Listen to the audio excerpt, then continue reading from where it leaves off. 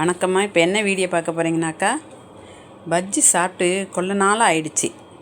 கடையில் வாங்கி கொண்டு வந்து கொடுங்கன்னாக்கா அப்பா வாங்கி கொண்டு வந்து கொடுக்க மாட்டாங்க. எண்ணெய் பலகாரம்லாம் சாப்பிடக்கூடாது அப்படின்ட்டுருவாங்க.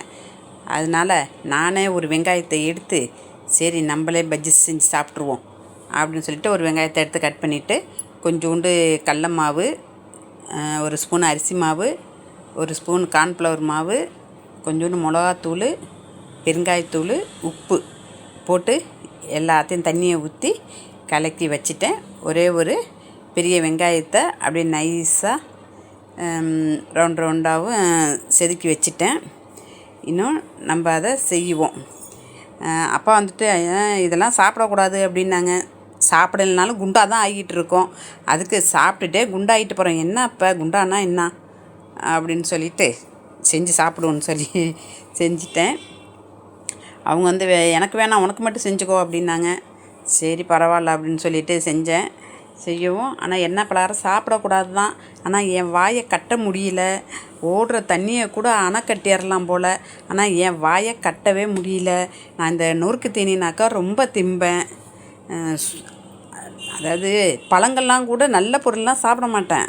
இந்த மிச்சரு, முறுக்கு, பகடா இப்படி இது தான் நான் நிறையா சாப்பிடுவேன். எனக்கு அது ரொம்ப பிடிக்கும் சாப்பிட்றதுக்கு. அதனால் கடவுள்கிட்ட வேண்டிக்கிறேன், கடவுளே எனக்கு எந்த சீக்கும் வரக்கூடாது, ஏன்னா என் வாயை கட்ட முடியாது என்னால் அப்படின்னு சொல்லிட்டு கடவுள்கிட்ட வேண்டிக்கிறேன்.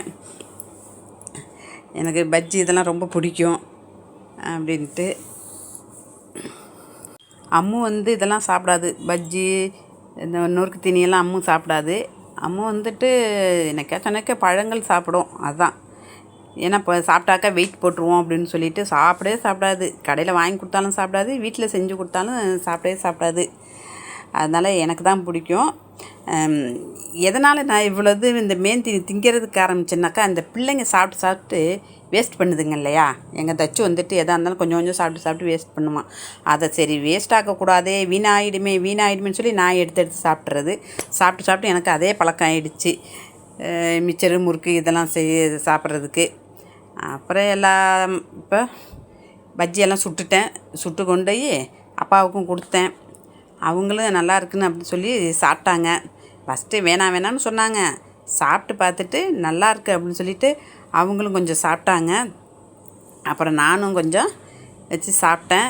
எனக்கு ரொம்ப பிடிச்சிருந்துச்சு.